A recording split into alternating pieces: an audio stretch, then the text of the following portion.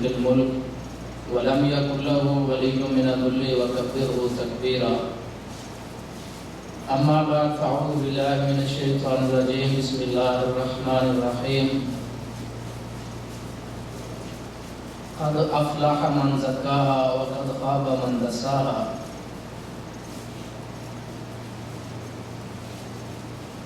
اللهم صل على محمد وعلى آل محمد كما صليت على إبراهيم وعلى آل إبراهيم إنك حميد مجيد.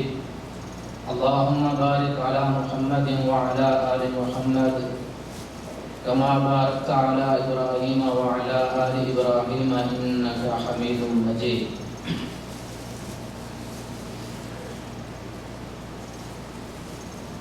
حج کے بعد حاجیوں کو خاص طور پر اور ہر مسلمان کو عموماً اپنا محاسبہ کرنا چاہیے کہ جب حاجی حضرات حج کرنے جاتے ہیں دنیا کی ساری مسجدوں کا مرکز اور محور بیت اللہ اس کی طرف سفر کرتے ہیں تو وہاں جا کر حاجی حضرات وہ کچھ دیکھتے ہیں اللہ تعالیٰ کی نشانیاں جو پہلے ہم ان کو کتابوں میں پڑھتے ہیں یا سنتے رہتے ہیں. وہاں ایک حاجی اپنی آنکھوں سے اللہ تعالیٰ کی نشانیاں اور شعار جا کر دیکھتا ہے.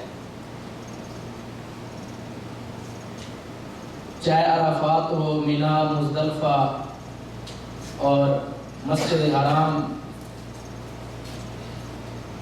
تو وہاں جا کر ایک مسلمان جو ہے لازماً یہ سوچتا ہے کہ میری زندگی جو ہے وہ کیسی گزر رہی ہے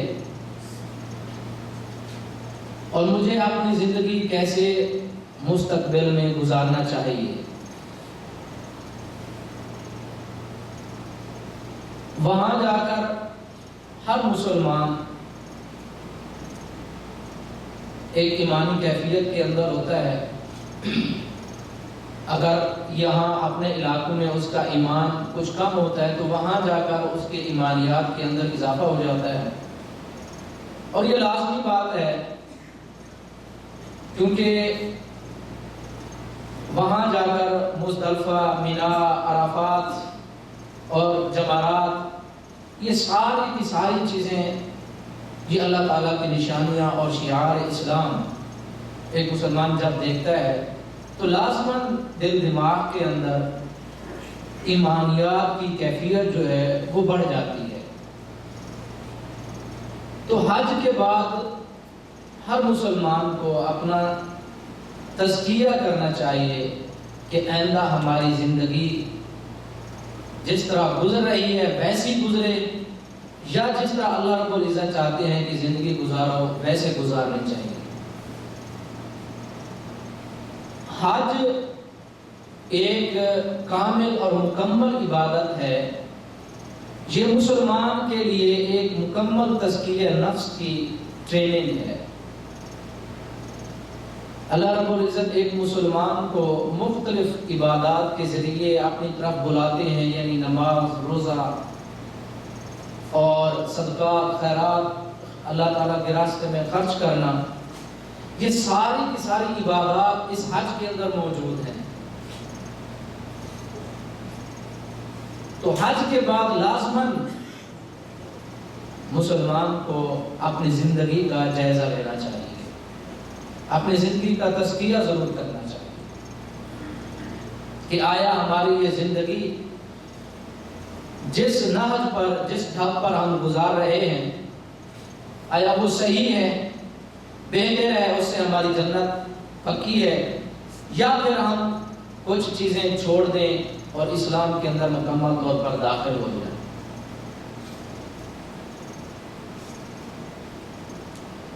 تزکیہ اصل میں کہتے ہیں کسی چیز کو نشو و نما دینا، بڑھانا، راستے کو ہموار کرنا.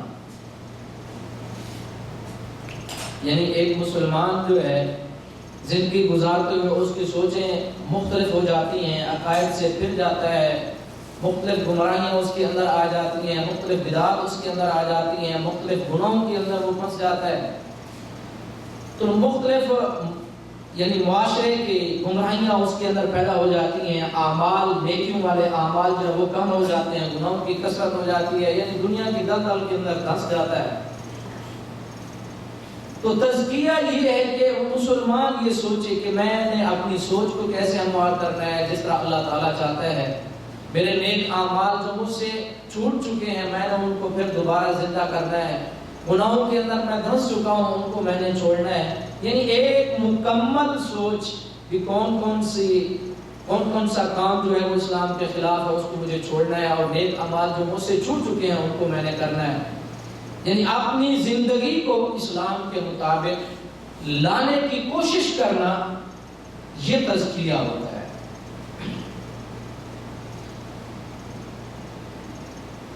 جب ہم یہ لفظ سنتے ہیں تزکیہ نفس کرنا، تو عموماً ہمارے ذہن میں یہ آتا ہے کہ یہ مطلب کوئی مخصوص لوگوں کا کام ہے یا صوفیاء کا کام ہے یا مطلب کسی پہنچے ہوئے شخص اور بزرگ کا کام ہے۔ ایسی بات ہر ویسے نہیں ہے، بلکہ ہر وہ مسلمان تزکیہ کرے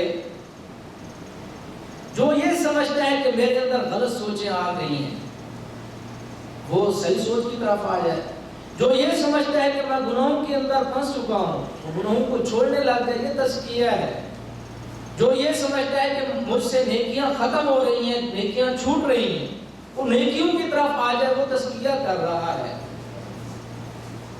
غلط اعمال اور گناہ اس کے اندر آ چکے ہیں، وہ سمجھتا ہے کہ یہ غلط ہیں، اسلام کے خلاف ہیں، گناہ ہیں، اس کو چھوڑ دینے کی کوشش کرنا یہ تزکیہ ہے۔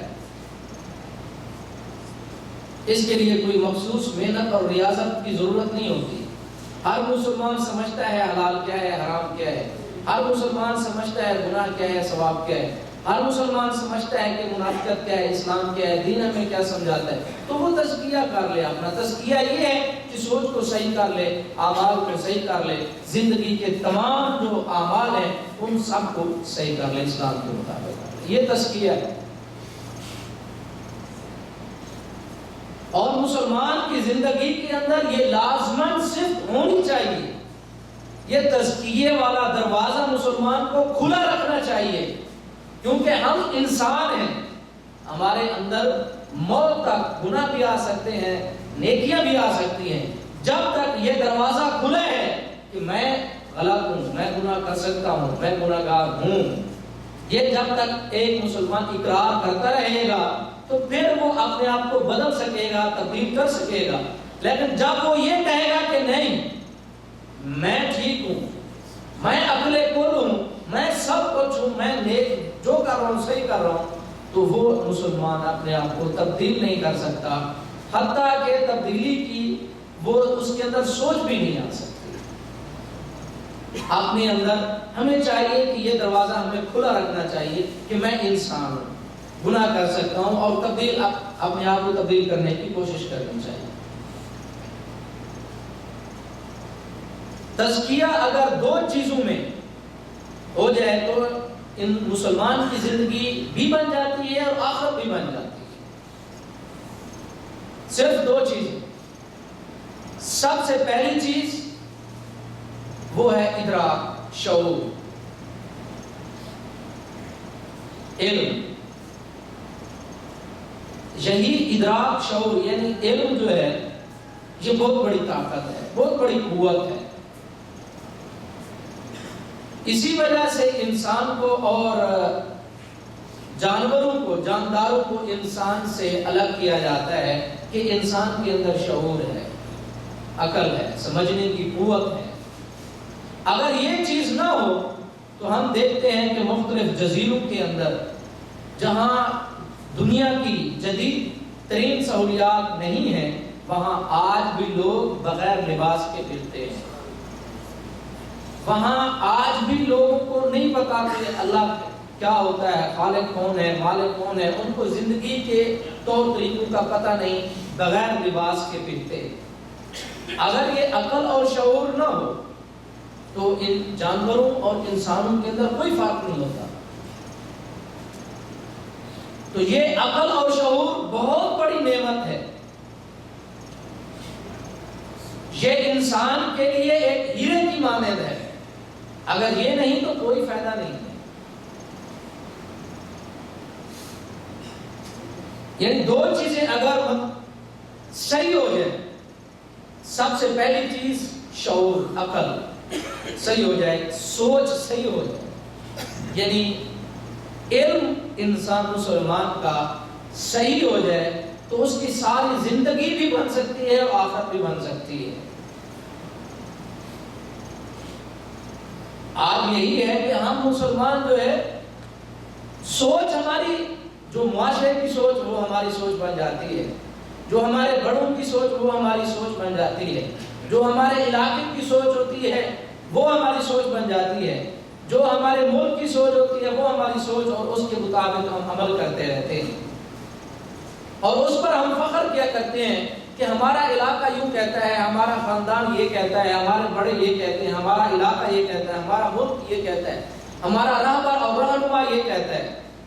تو یہ ساری کی ساری سوچیں ہم مختلف علاقوں سے، لوگوں سے اور بستیوں سے، مختلف چیزوں سے لیتے ہیں، لیکن وہ سوچ اور وہ علم ہم وہی سے نہیں لیتے. اگر یہی علم یعنی جس سے ہماری سوچ بنتی ہے، یہ چیز اچھی ہے، یہ بری ہے، یہ گناہ ہے، یہ ثواب ہے، یہ کرنا چاہیے، یہ نہیں کرنا چاہیے، اگر یہ امتیاز ہم نے کرنا ہے تو وہی کے مطابق اگر ہم کریں تو ہماری دنیا بھی بن جائے اور آخرت بھی بن جائے. کیونکہ علم بہت بڑی طاقت ہے. علم والوں کو اللہ رب العزت نے انبیاء کے بعد، فرشتوں کے بعد ان کو درجہ دیا.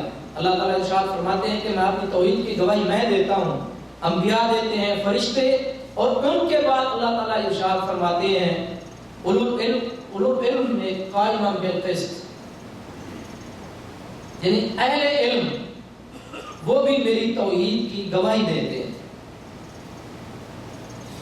یعنی علم ایک بہت بڑی طاقت ہے، اس کے بغیر انسانوں اور جانوروں کے اندر کوئی فرق نہیں رہتا ہے.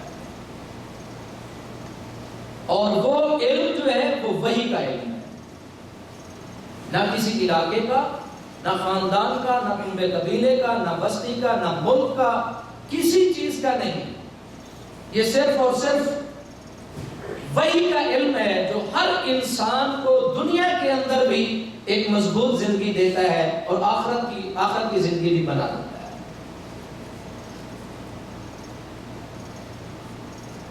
یہی علم نہیں ہوتا، وحی کا علم اگر ہمارے پاس جب نہیں ہوتا تو ہم جو کام کر رہے ہوتے ہیں ہم یہی کچھ کہتے ہیں کہ یہ ہمارے علاقے کی رسم و رواج، یہ ہمارے بڑوں نے، یہ ہمارے ملک نے، یہ ہماری فلاں فلاں فلاں فلاں.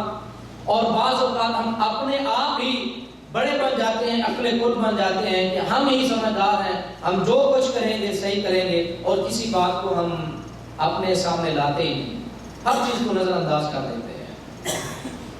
اگر یہ ہمارا علم صحیح ہو جائے،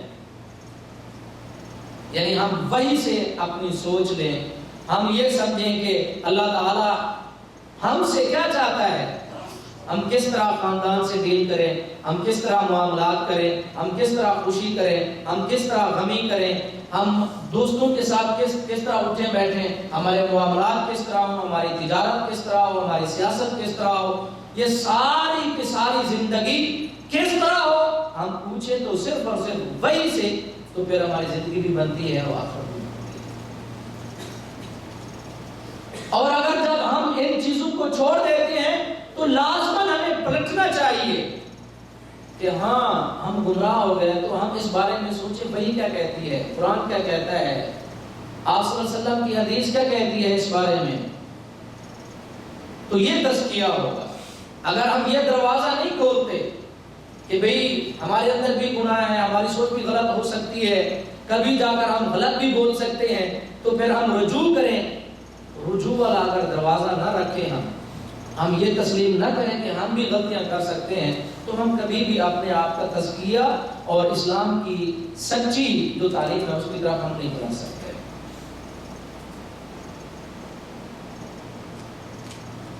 دوسری چیز وہ ہے عمل۔ انسان کی زندگی ان دونوں چیزوں کے اندر ہے۔ سوچ صحیح ہے تو عمل صحیح ہوگا، سوچ ہی ٹھیک نہیں تو عملوں کے انبار لگا دیے جائیں کسی کھاتے کے نہیں۔ حضرت عمر رضی اللہ تعالی عنہ ایک راہب کے پاس سے گزرے، اور بہت بڑا راہب، بہت زیادہ اس کی عبادتیں اور ریاستیں اور اس کے جسم پر نشانات عبادتوں کے۔ حضرت عمر ارشاد فرماتے ہیں یہ ساری کی ساری تیری ریاضت مٹی کا ڈھیر ہے، اس کا کچھ فائدہ نہیں ہے، کیونکہ اس نے اسلام قبول کیا ہی نہیں تھا، راہب تھا۔ یعنی ساری کی ساری زندگی کی محنت ختم۔ جب تک علم صحیح نہیں، سوچ صحیح نہیں، اس وقت تک کوئی بھی عمل ہو، جتنا بڑا عمل ہو، جتنی بڑی عبادت ہو، جتنی بڑی ریاضت ہو، کچھ بھی ہم کر لیں وہ قبول ہونے والا ہے۔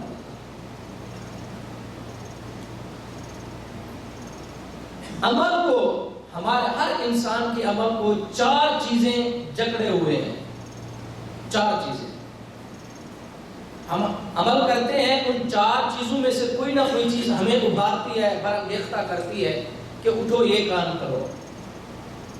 4 چیزوں نے ہمارے کاموں کو جکڑا ہوا ہے، اس وقت تک ہم کوئی کام نہیں کرتے جب تک ان 4 چیزوں میں سے کوئی چیز ہمیں کہے نہ کام کرنے، اس وقت تک ہم کوئی کام نہیں کرتے۔ سب سے پہلی چیز وہ ہے ضروریات زندگی۔ انسان کے پاس ایک پیٹ ہے، ایک جسم ہے، ایک خاندان، کنبہ، قبیلہ ہے، تو انسان کی ضرورت ہے، اس نے کھانا ہے، اس نے پینا ہے، روٹی روزی یہ سب کچھ تلاش کرنی ہے، یہ ہماری ضروریات زندگی ہے۔ انسان سوچتا ہے کہ میں کپڑا پہنوں، یہ اس کی ضرورت ہے۔ انسان کے پاس خاندان ہے، وہ سمجھتا ہے کہ میرا ایک مکان ہونا چاہیے، یہ ضرورت ہے۔ یعنی ضروریات زندگی سے اگر کوئی انسان مجبور ہو کہ نیکی کا کام کرتا ہے، وہ واللہ وہ نیکی نہیں ہے، وہ نیکی نہیں ہے۔ یعنی اگر میں پیٹ کو سامنے رکھ کر کوئی کام کرتا ہوں، کوئی نیک عمل کرتا ہوں، میں سمجھتا ہوں کہ اس سے میرے پیٹ کو فائدہ ہوگا، میری ضروریات زندگی وہ پوری ہونے والی ہیں، تو میری کوئی نیکی قابل قبول نہیں کسی کھاتے کے لیے۔ کہ میں اپنے پیٹ کو سامنے رکھتا ہوں، میں اپنے خاندان کو سامنے رکھتا ہوں، میں اپنی ضروریات زندگی کوئی بھی ہوں ان کو اگر سامنے رکھتا ہوں اور نیکی کرتا ہوں تو ان کا کوئی فائدہ نہیں، کوئی فائدہ نہیں۔ اور ہر انسان ان 4 چیزوں میں سے کسی چیز کو مد نظر ضرور رکھتا ہے۔ سب سے پہلی چیز ضروریات زندگی، اور جو مسلمان ضروریات زندگی کو اسلام پر غالب نہیں ہونے دیتا وہ پکا سچا مسلمان، غالب نہ ہونے دے۔ ضروریات زندگی ہے، ایک انسان ہے، اس نے کھانا بھی ہے، پینا بھی ہے، اور کپڑے ہیں اور مکان ہے، یہ ساری ضروریات زندگی اس نے اختیار کرنی ہے، لیکن اگر اس نے غالب کر لیا اسلام پر تو اس کی یہ ساری ضروریات زندگی اور کھانا پینا کسی کھاتے کا نہیں۔ ہاں اگر اس نے غالب نہیں کیا ضروریات زندگی کو تو اللہ کے پیغمبر صلی اللہ علیہ وسلم ارشاد فرماتے ہیں کھاتے تم ہو پھر بھی اللہ رب العزت اس پر اجر دیتے ہیں، حتیٰ کہ تم اپنی بیوی کے منہ کے اندر لقمہ دیتے ہو اس پر بھی اللہ رب العزت تم کو اجر دیتے ہیں۔ مسئلہ یہ ہے کہ ضروریات زندگی کو غالب مت کرو، ان کو مغلوب ہونا چاہیے۔ ایک چیز ضروریات زندگی، یہ انسان کے اندر ایک محرک ہے، انسان کو تحریک دیتا ہے کہ تم کام کرو، ضروریات زندگی کو تلاش کرو۔ لیکن اگر یہی ضروریات زندگی ہمارے اسلام سے بڑھ جائیں، ہمارے دین سے بڑھ جائیں، ہماری نیک اعمال سے بڑھ جائیں، یہ غالب ہو جائیں، ہر نیک کام کرنے سے پہلے اپنے پیٹ کو سامنے رکھیں، آپ نے اس مفاد کو سامنے رکھیں کہ ہمارا یہ خاندان، ہمارا یہ کنبہ قبیلہ، ہمارے کپڑے، یہ ہمارا مکان، یہ ہماری خورد و نوش، یہ ہماری روزی، ہماری روٹی بہتر ہو جائے گی، یہ سوچ ہے دل دماغ کے اندر، تب جا کر نیک کام کرتا ہے تو وہ کسی کافر کے نہیں ہے۔ دوسری چیز وہ ہے خواہشات۔ خواہشات کے اندر دو چیزیں آتی ہیں، ایک خواہشات اور دوسری شہوات۔ اگر انسان کی ضرورت ہے، وہ کہتا ہے کہ میں کھانا کھاؤں، پیٹ ہے اس کی آگ کو جو ہے ختم کرنا ہے، پیاس کی آگ کو ختم کرنا ہے، لیکن خواہش اس سے بڑھ کر ہے۔ انسان سوچتا ہے کھانا تو ہے لیکن کچھ اچھا کھا لو، پہننا تو ہے کچھ اچھا پہن لو، مکان تو ہے کچھ اچھا ہونا چاہیے، گاڑی تو ہے کچھ اچھی ہونی چاہیے۔ یعنی یہ اچھی کی خواہش، یہ زیب و زینت، یہ انسان کی خواہش کا بڑھنا اگر اس کے دین پر غالب آ گیا تو اس کی ساری زندگی کسی کھاتے کی نہیں ہے۔ خواہشات کے لیے اگر ایک مسلمان کام کرتا ہے، نیک اعمال کرتا ہے، اپنی اس کی ساری زندگی صرف اس لیے ہے کہ میری فلاں چیز بہتر سے بہتر بن جائے، میرا کاروبار بہتر سے بہتر بن جائے، صرف یہ سوچتا ہے بس، اور کچھ نہیں سوچتا، اور سوچتا ہے میرا مکان بہتر سے بہتر اور بہتر سے بہتر دنیا کو جنت بنانے پر تلا ہوا ہے، تو اس کا اسلام ختم ہو جاتا ہے، اس کی زندگی کسی کا نہیں۔ اور انسان کے اندر یہ بڑا محرک ہے کہ خواہش کا ہونا، یہ انسان کے اندر تحریک پیدا کرتا ہے کہ بہتر چیز ہونی چاہیے۔ اور آپ یہ بات سمجھ لیں کہ یہ دونوں چیزیں، ضروریات زندگی اور خواہش، یہ حلال حرام کو نہیں دیکھتی، ان کو عدل و انصاف کا پتہ نہیں ہوتا، ان کو شریعت کا پتہ نہیں ہوتا، پیٹ یہ نہیں سنتا کہ یہ حلال ہے کہ حرام ہے، اس کو بس اپنی آگ بجھانا ہے۔ پیاس یہ آپ کو نہیں کہتی کہ شریعت کیا کہتی ہے، اسلام کیا کہتی ہے، اس کو جدھر سے اس کی پیاس ختم ہو تو کہیں سے بھی آپ لا کر دیں، اس کی پیاس کو آپ نے ختم کرنا ہے، وہ اسلام کو نہیں جانتے۔ اور اسی طرح شہوت ہے، شہوت اگر اسلام کے مطابق ہو تو وہ بھی عبادت بن جاتی ہے، اگر اس کو کھلا چھوڑ دیا جائے تو انسان نہیں بلکہ درندہ بن جاتا ہے۔ یہ بھی انسان کے اندر ایک بڑا محرک ہے، انسان کو تحریک دیتا ہے اور برانگیختہ کرتا ہے اسی کام کرنے کو، اور انسان جو ہے اس کی تحریک پر لبیک کہتا ہے تو۔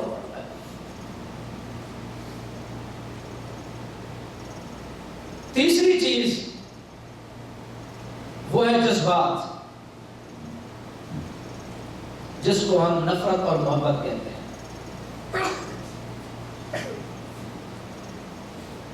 یہ جذبات بھی اگر اپنے کنٹرول کے اندر ہوں تو یہ ایک مسلمان کا بہت قیمتی سرمایہ ہے۔ جہاں اسلام نے کہا غصے ہو جاؤ، وہاں غصے ہونا چاہیے، وہ ایمان ہے۔ جہاں اسلام نے کہنا ہے کہ یہاں خاموشی اختیار کرو، خاموشی اختیار کرنا ایمان ہے، نیکی ہے۔ آپ صلی اللہ علیہ وسلم نے ارشاد فرمایا کہ اللہ رب العزت نے فرشتوں کو کہا کہ فلاں بستی کو جاؤ تباہ و برباد کر دو ان لوگوں کو۔ فرشتوں نے کہا کہ اے اللہ تعالیٰ، ان میں ایک شخص ایسا ہے جو نیکوکار ہے، کسی کو کچھ کہتا نہیں، وہ نماز پڑھتا ہے، روزے رکھتا ہے، عبادت ریاضت میں سب سے بڑا ہوا آگے ہے، وہ نیک انسان ہے، اس میں کوئی خطا نیکی کوئی برائی نہیں۔ تو اللہ رب العزت نے ارشاد فرمایا سب سے پہلے اس کو ختم کرو۔ کیوں؟ آگے حدیث کے الفاظ یہ ہیں کہ جب دین اسلام کی بے حرمتی ہوتی تھی، اس کی پیشانی پر کبھی شکن نہیں آئی تھی۔ جب اسلام جس طرح ہوتا رہے، کافر جس طرح کرتے رہے، علاقے والے جس طرح اسلام کی اور قرآن کی، صحابہ کی پورے دین اسلام کی جو کچھ کرتے رہے وہ مذاق کرتے رہے، ان کا مذاق اڑاتے رہے، ان پر باتیں کستے رہے، جملے کستے رہے، اس مسلمان کے پیشانی پر کبھی شکن نہیں آئی تھی، کبھی اس کو غیرت نہیں آئی تھی، کبھی اس کو غصہ نہیں آیا تھا کہ لوگ اللہ تعالیٰ کے ساتھ کیا کر رہے ہیں، لوگ اسلام کے ساتھ کیا کر رہے ہیں، کافر مسلمانوں کے ساتھ کیا کر رہے ہیں، آج قرآن کے ساتھ لوگ کیا کر رہے ہیں، یا معاشرے کے اندر کتنی برائی بڑھ گئی ہے۔ کبھی بھی اس کے دل دماغ کے اندر سوچ نہیں آئی کہ ہو کیا رہا ہے اسلام کے ساتھ۔ تو جب ایسا مسلمان ہے تو سب سے پہلے تباہ و برباد اس شخص کو، جس کے اندر اسلام کی حمیت ہی نہیں ہے، غیرت ہی نہیں ہے۔ اللہ تعالیٰ ارشاد فرماتے ہیں ہمیں اس کے دین اسلام کی کوئی ضرورت نہیں ہے۔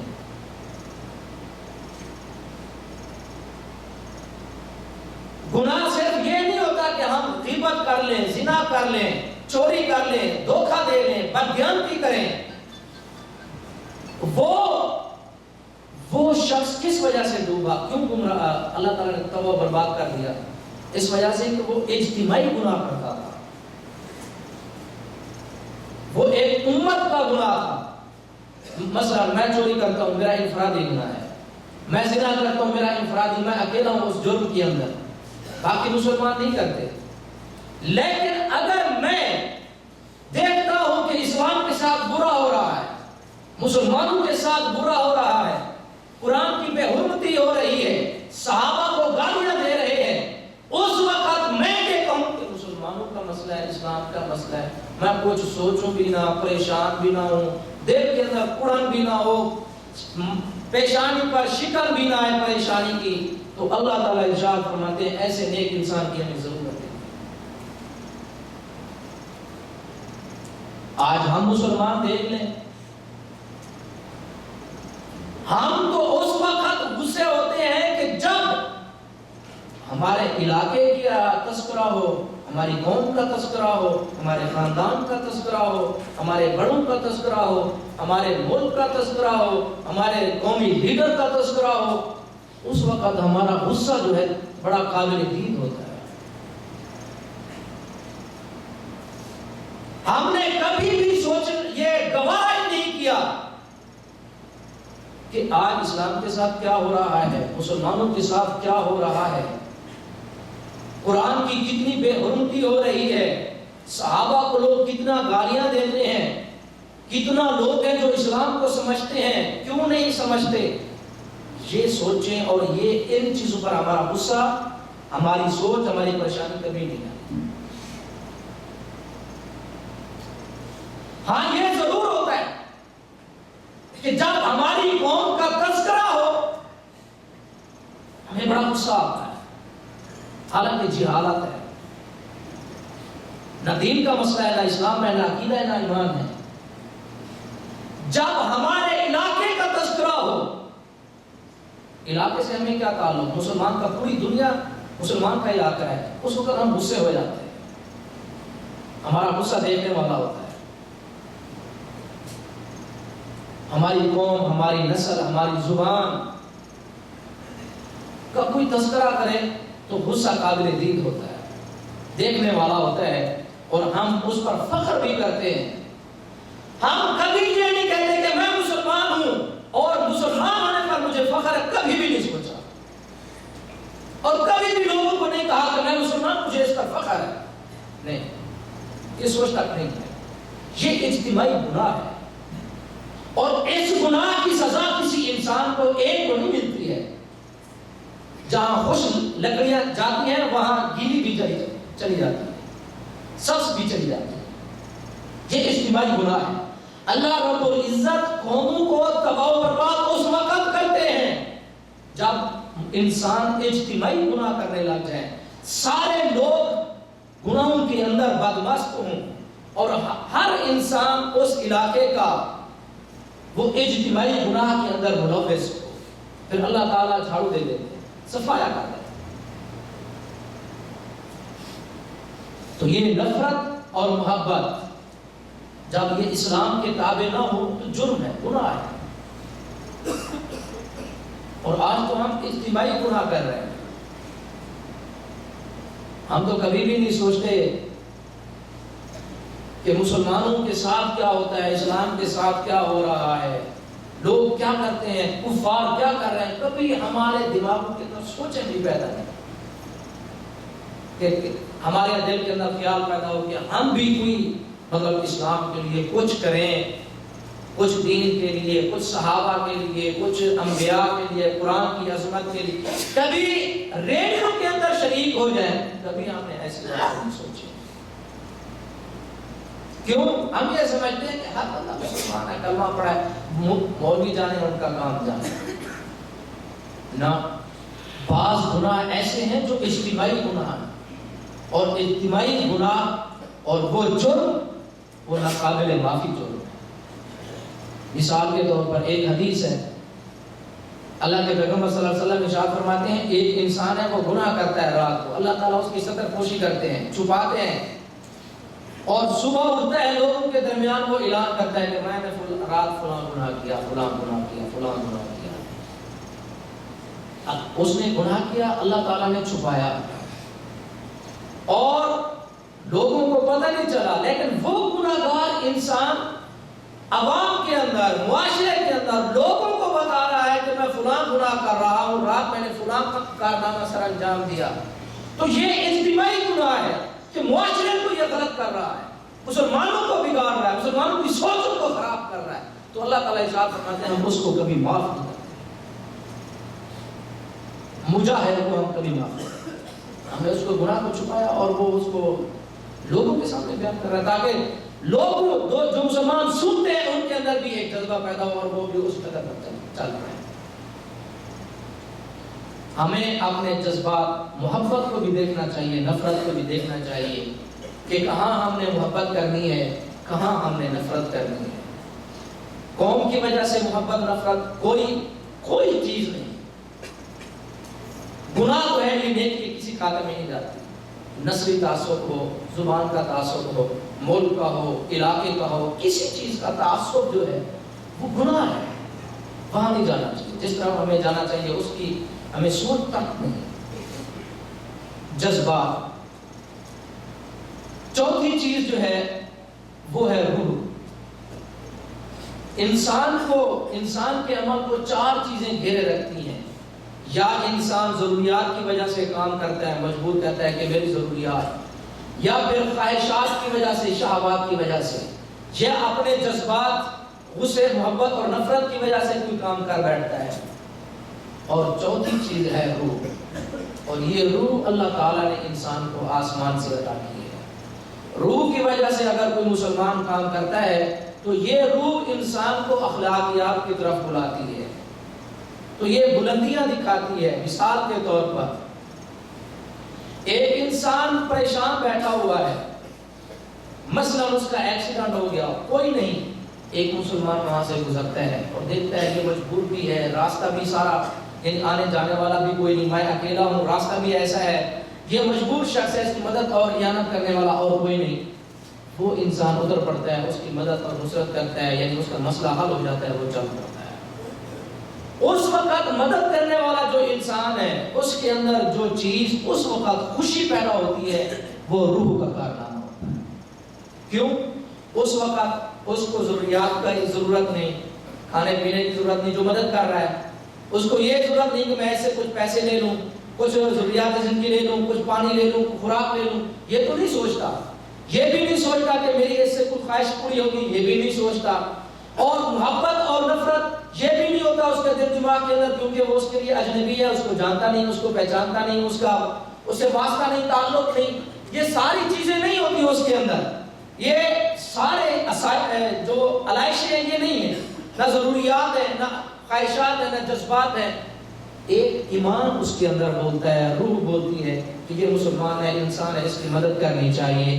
یہی ہے مطلوب ایک مسلمان سے، جو اللہ تعالیٰ ایک مسلمان سے طلب کرتا ہے، وہ یہی روح کہ نیکی کا کام جو تم کرنے لگو اس میں ضروریات کا دخل نہ ہو، اس میں خواہشات اور شہوات کا دخل نہ ہو، اس میں جذبات، نفرت اور محبت کا دخل نہ ہو. تو ان سے پاک جو نیکی کا کام ہوگا وہ انشاءاللہ آخرت کے اندر بلند درجات کا سبب بنے گا. ایک انسان حج کے اندر ایک بڑی عورت کو اپنے کندھوں پر سوار کر کے لے کر جا رہا، ایک شرطے نے پوچھا کہ یہ تیری ماں ہے؟ وہ کہتا ہے نہیں، یہ میری ماں نہیں ہے۔ اب مجھے یہ بتائیں اس کے اندر کون سا جذبہ ہے؟ اس بڑی عورت سے کیا مطالبہ کر رہا ہوگا وہ شخص جس نے کندھوں پر اٹھا کے اس کو حج کروا رہا ہے؟ کیا اسے کچھ چیزیں لے گا، ضروریات زندگی لے گا، کچھ خواہشات وابستہ ہیں، کچھ جذبات وابستہ ہیں کہ میرے علاقے کی ہے، میری جان پہچان ہے؟ کچھ بھی نہیں ہے۔ کیا چیز ہے جو اس کو دوڑائے پھرتے ایک عورت کو اٹھا کے حج کرا رہا ہے؟ کون سی چیز ہے؟ یہ وہی ضمیر ہے، یہ وہی روح ہے جو اللہ تعالیٰ نے انسان کے اندر رکھی ہے، جس کی آواز کو سن کر ایک مسلمان جو ہے وہ تڑپ اٹھتا ہے اور کام کرتا ہے۔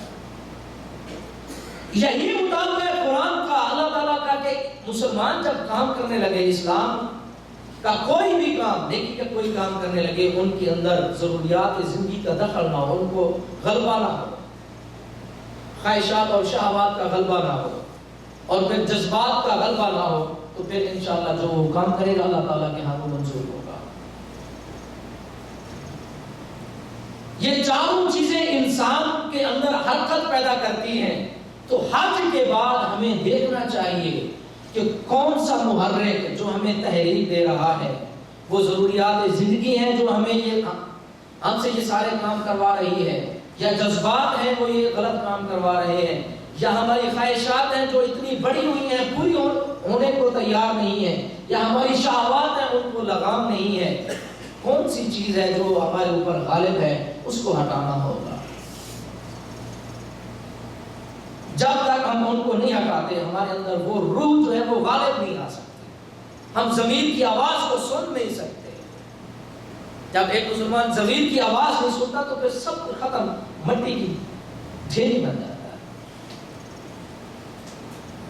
اور ان چیزوں پر یعنی اپنا تزکیہ کرتے رہنا، اس پر استقامت مسلمان کو اس وقت ہوگی جب اس کے اندر دو چیزیں آئیں، دو چیزیں اس کے دل دماغ کے اندر پیوست ہو جائے گی، تو یہ تزکیہ کرتا رہے گا، سوچتا رہے گا، اپنے آپ سے باتیں کرتا رہے گا خلوت کے اندر کہ میں کون سے گناہ کرتا ہوں، میرے اندر کیا کیا چیزیں آ چکی ہیں جن کو میں نے چھوڑنا ہے، کون سے کام ہیں جو میں کرتا تھا چھوڑ چکا ہوں۔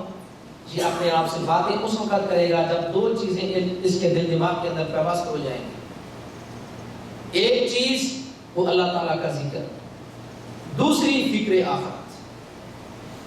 یعنی اللہ تعالیٰ کا ذکر سے مراد یہ ہے کہ جب کوئی کام کرنے لگے، گناہ کا، ثواب کا، کچھ بھی کرنے لگے، اس کو یاد ہو کہ اللہ تعالیٰ دیکھ رہا ہے۔ یہ اللہ تعالیٰ کا ذکر ہے۔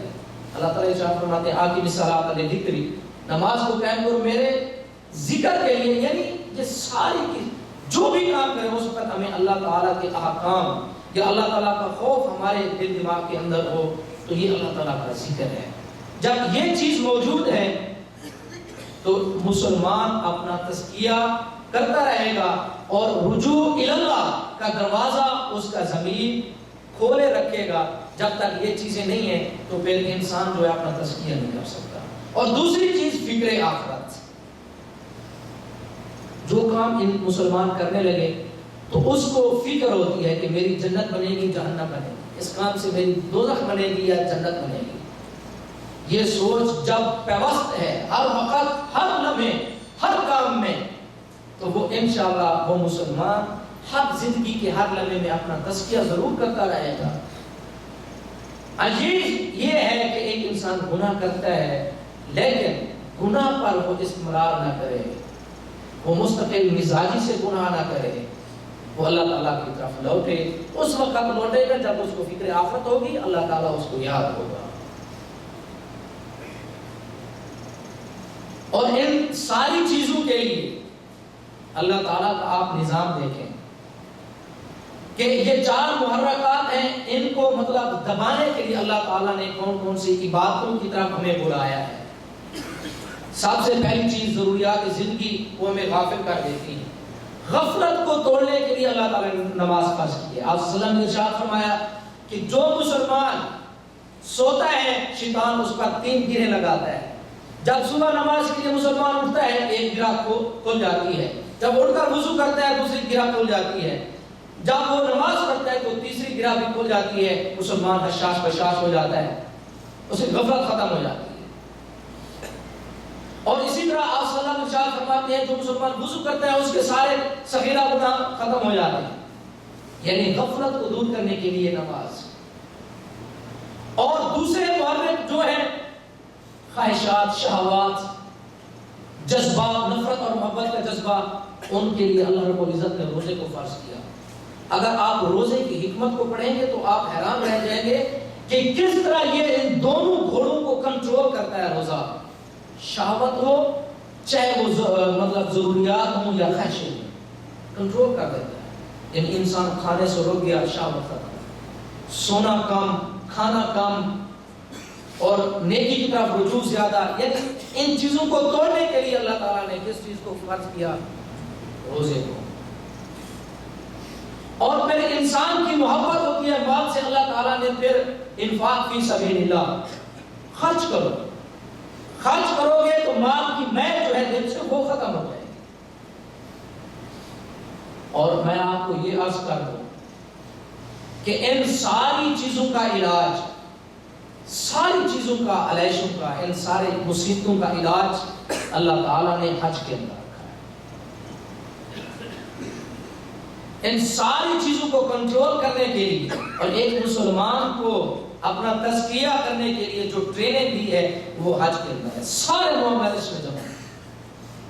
نماز ہے, بیت اللہ کی طرف ہم جا رہے ہیں. مسلمان سوچتا ہے کہ دنیا کی ساری مسجدوں کا مرکز وہ کون ہے؟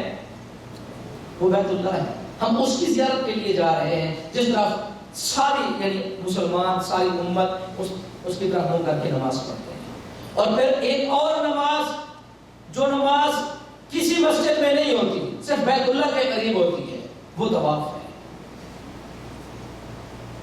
اور پھر آپ وہاں دیکھیں نماز بھی ہوگی حج کے اندر. روزہ, روزے کی کیا حکمت ہے؟ ہم روزہ تو نہیں رکھتے حج کے اندر, لیکن روزے کی حکمت کیا ہے کہ وہ خواہشات کو, شہوات کو کنٹرول کرتا ہے. اور یہی کچھ احرام کی جو پابندیاں ہیں وہ ہم سے کرواتی ہیں. جب ہم احرام باندھتے ہیں تو ہمارے اوپر کون سی پابندیاں لگ جاتی ہیں؟ بال نہیں اکھیڑنے, بالوں کو نہیں کاٹنا, خوشبو نہیں لگانی, غیر ضروری باتیں نہیں کرنی, جھگڑا نہیں کرنا, یہ نہیں کرنا, وہ نہیں کرنا, سب کچھ. یعنی ایک بہترین ٹریننگ جو روزہ کام کرتا ہے وہی کام احرام کرتا ہے. یعنی جب ہم احرام باندھتے ہیں تو ہم بہت سی چیزوں سے رک کرتے ہیں. اس کے بعد انفاق فی سبیل اللہ. آپ دیکھیں کہ ایک مسلمان اپنے ملک سے جب آتا ہے تو کتنا پوری زندگی کی پونجی اکٹھی کر کے آج کے لیے چلتا ہے.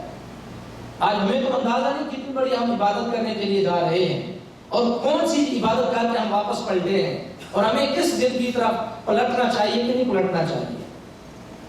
لوگ اکٹھا کرتے ہیں اپنی پونجی تاکہ ہم بیت اللہ کو دیکھیں, حج کریں. اور ہجرت بھی اس کے اندر آپ صلی اللہ علیہ وسلم نے ارشاد فرمایا سب سے بڑی ہجرت یہ ہے, صحیح بخاری کی حدیث ہے, سب سے بڑی یہ ہجرت ہے کہ مسلمان گناہوں کو چھوڑ دے, نیکی کے راستے کی طرف آ جائے. یہ سب سے بڑی ہجرت ہے. تو مسلمان حج کے اندر یہی کچھ کرتا ہے, وہاں گناہوں سے بچتا ہے, جھگڑوں سے بچتا ہے, ہر قسم کی علیشوں, گناہوں سے, غلطیوں سے بچنے کی کوشش کرتا ہے. تو یہ ہجرت ہے.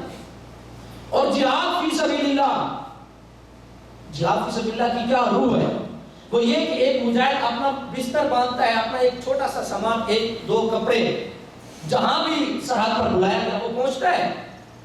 تو حاجی کیا کرتا ہے؟ حاجی کے پاس بھی ایک بستر ہے, کبھی عرفات کے اندر جا رہا ہے, کبھی مینا میں, کبھی مزدلفہ میں, کبھی بیت اللہ کا طواف, کبھی کدھر کبھی کدھر. تو یہ جہاد کی روح ہے جو اس کو بتا رہی ہے کہ اے مسلمان تیری زندگی پوری کی پوری جوت نہیں کرنا ہے, مسلسل مشقت کرنا. جہاد کی سبیل اللہ. اسی وجہ سے اللہ رب العزت صلی اللہ علیہ وسلم نے ارشاد فرمایا کہ اے عورتوں تمہارا جہاد جو ہے وہ حج ہے. حج کے اندر ساری عبادتیں اور تزکیے کا سارا کام یہاں موجود ہے. ہم حاجیوں کو جو حضرات حج کر کے پلٹے ہیں, جو لوٹے ہیں, ان کو سوچنا چاہیے کہ ہم حج کے بعد ہم اپنی زندگی کیسی بسر کریں. صرف داڑھی نہیں کہ اکثر آج لوگ بھی آپ داڑھی رکھ لیں، آپ نے حج کیا ہے ابھی تو آپ داڑھی کو چھوڑ دیں. نہیں، سب سے پہلے اپنی سوچ کو بدل دو. سوچ بدلے گی تو زندگی ساری کی ساری بدل جائے گی. سوچ تبدیل نہیں ہوتی، عقیدہ تبدیل نہیں ہوتا، ایمان کے اندر کچھ لرزش نہیں ہے، جنبش نہیں ہے، تو داڑھی رکھنے کا کوئی فائدہ نہیں ہے. اور ایک بڑی چیز جو ایک مسلمان پر حج کے دوران اثر انداز ہوتی ہے وہ یہ کہ ایک مسلمان جاتا ہے وہاں، جو کتابوں میں وہ پڑھتا رہتا تھا، مینا ہے، عرفات ہے، مزدلفہ ہے، جمرات ہے، بیت اللہ ہے، سب کچھ ہے، حتیم ہے، مستلزم ہے، اور بہت حجر اسود، ساری چیزیں کتابوں میں پڑھتے تھے. جب ایک حاجی اپنی آنکھوں سے دیکھتا ہے کہ یہ وہ جگہ ہے جہاں پیغمبر صلی اللہ علیہ وسلم طواف کرتے تھے، یہ وہ حجر اسود ہے جس کو سارے انبیاء نے، اکثر انبیاء نے چھوا، صحابہ نے چھوا، اور یہ بیت اللہ ہے جس کے ارد گرد اکثر انبیاء نے طواف کیا، صحابہ نے طواف کیا، یہ مینا، یہ عرفات، یہ مزدلفہ، یہ ساری وہ جگہیں ہیں جہاں صحابہ گزر آ چکے، انہوں نے یہ کام کیے، انبیاء نے کام کیے. یہ ساری کی ساری نشانیاں اللہ تعالیٰ کی نشانیاں اس کی آنکھوں کے سامنے ہوتی ہیں. پھر اس کو ساری اسلام کی تاریخ بھی سمجھ آتی ہے، اس کو اسلام اور دین بھی سمجھ آتا ہے، اور اس کے دل کی کیفیت کچھ اور ہوتی ہے کہ میرا دین یہ ہے کہ مجھے اپنے دین کی طرف پلٹنا چاہیے، اپنے اللہ تعالیٰ کی طرف رجوع کرنا چاہیے، گناہوں کو چھوڑنا چاہیے. اس وقت یہ اس کے اوپر انتہا قسم کا اثر ہوتا ہے کہ کیونکہ ساری چیزیں اس کے سامنے ہوتی ہیں، اور یہ اثر ہمیں اپنی ساری زندگی کے اندر رکھنا چاہیے.